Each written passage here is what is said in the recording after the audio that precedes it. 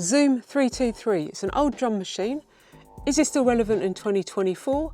Could you use it as a doorless system? And is it a keeper? Let's find out. One of the really great things about this particular drum machine is it has two drum kits that you can program individually, and it also has a bass. I'm going to give you a really quick demo of one of their preset patterns. So what is this? This is Dance 01.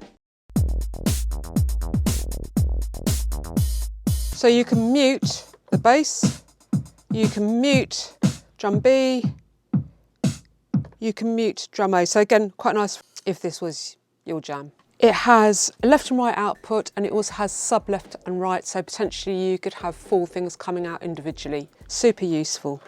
So I'm just going to plug up this machine out of the main output left and right, and that is coming into the desk. So I hold down repeat. The drum will repeat whatever the quantizer is set to. The sound jammer slider works along with the jam, either to affect the pitch, the pan or the volume, and it records like that as well, which is nice.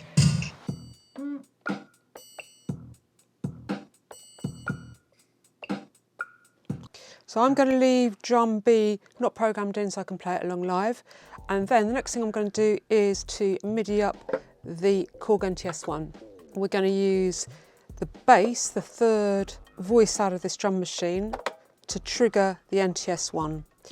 We obviously need to assign a MIDI channel to transmit from the Zoom drum machine and then be picked up on the NTS1. So each of the drums, A and B, and the bass can all have separate MIDI numbers and control different things if you wanted to. On here, we are going to go to Utility menu and go through and get to our MIDI.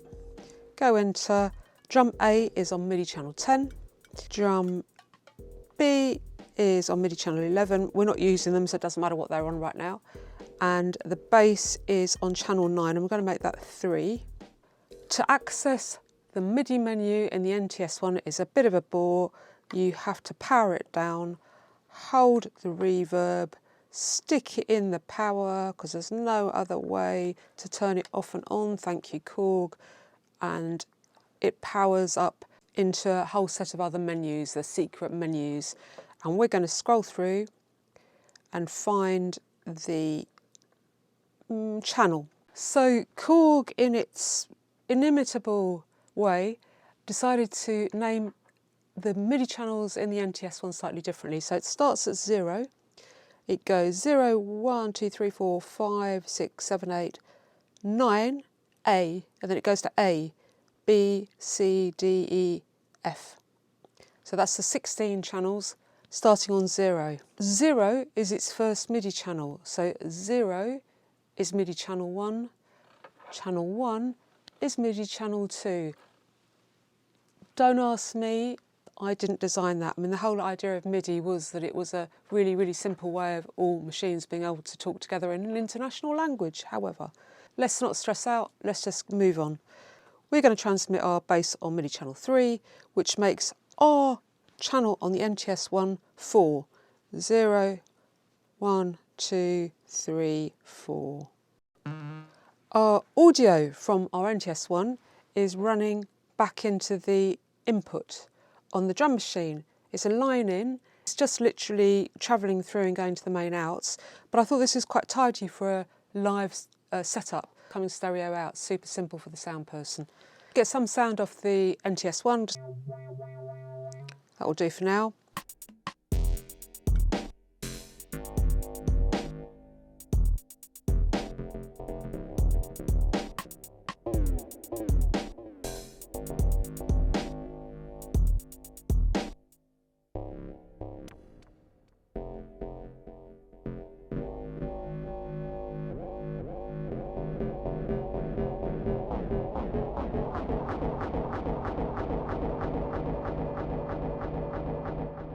So I'm going to go and do a little gig next week, and I think I'm going to take this setup out.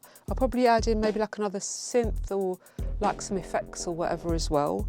But I don't know what you think, but I think this is a keeper.